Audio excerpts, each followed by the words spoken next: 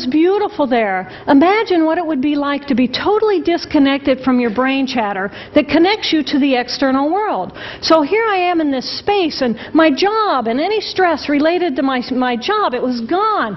And I felt lighter in my body. And imagine all of the relationships in the external world and any stressors related to any of those, they were gone. And I felt this sense of peacefulness. And imagine what it would feel like to lose 37 years of emotional baggage. Oh, I felt euphoria. Euphoria. It was beautiful there. And then again, my left hemisphere comes online and it says, hey, you've got to pay attention. We've got to get help. And I'm thinking, I got to get help. I got to focus. So I get out of the shower and I'm mechanically dressed and I'm walking around my apartment and I'm thinking, I got to get to work. I got to get to work. Can I drive? Can I drive? And in that moment, my right arm went totally paralyzed by my side.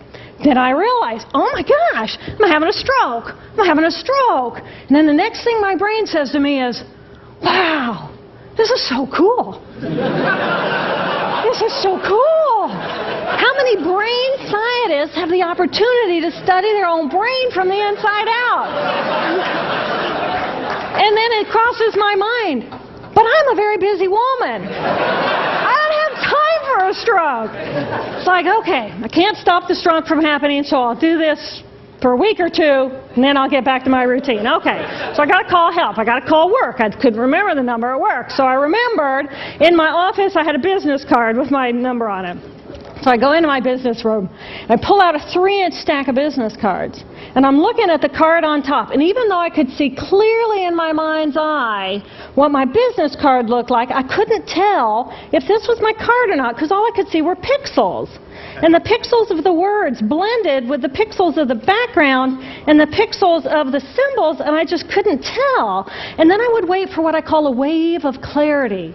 And in that moment, I would be able to reattach to normal reality. And I could tell, that's not the card, that's not the card, that's not the card. It took me 45 minutes to get 1 inch down inside of that stack of cards. In the meantime, for 45 minutes, the hemorrhage is getting bigger in my left hemisphere. I do not understand numbers. I do not understand the telephone, but it's the only plan I have. So I take the phone pad and I put it right here. I take the business card, I put it right here, and I'm matching the shape of the squiggles on the card to the shape of the squiggles on the phone pad. But then I would drift back out into la-la land and not remember if when I come back if I'd already dialed those numbers.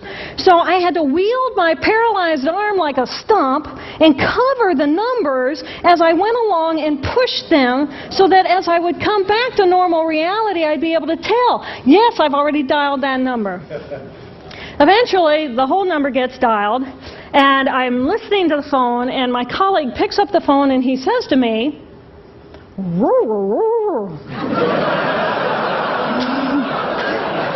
I think to myself, oh my gosh, he sounds like a golden retriever.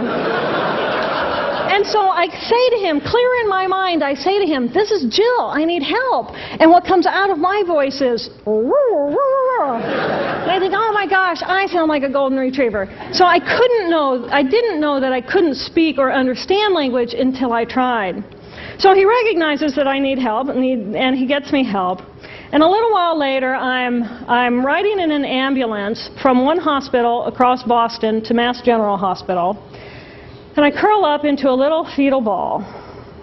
And just like a balloon, with the last bit of air just right out of the balloon, I just felt my energy lift and I felt my spirit surrender. And in that moment, I knew that I was no longer the choreographer of my life.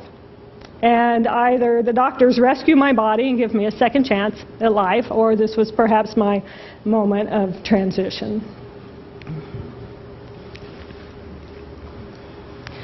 When I woke later that afternoon, I was shocked to discover that I was still alive.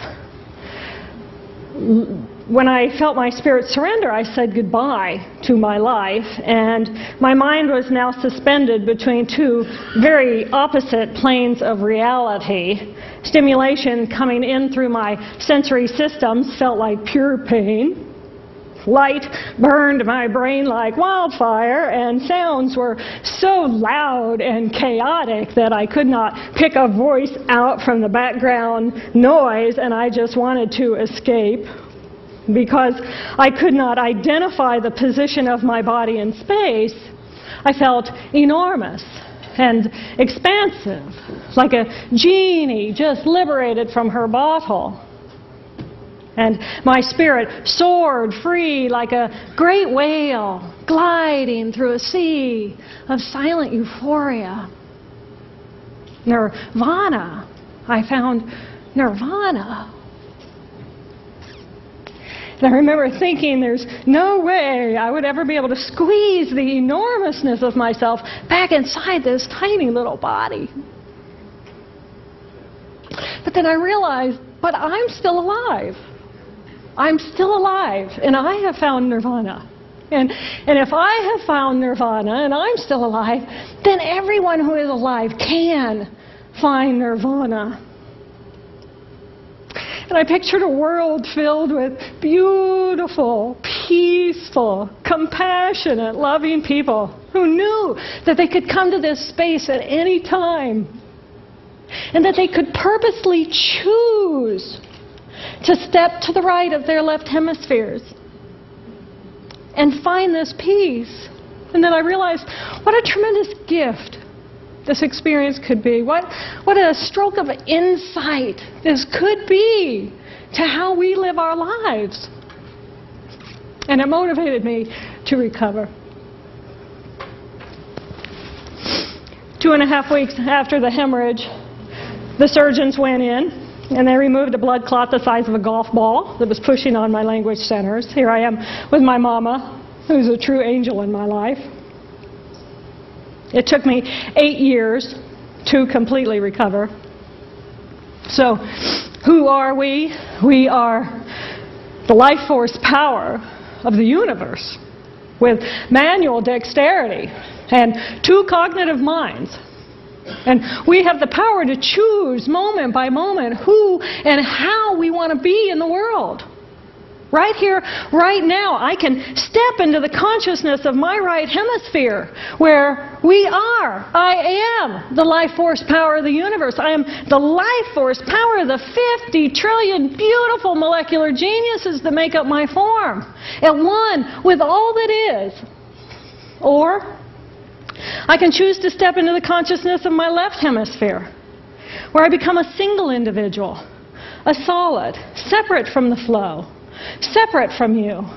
I am Dr. Jill Bolte Taylor, intellectual, neuroanatomist. These are the we inside of me.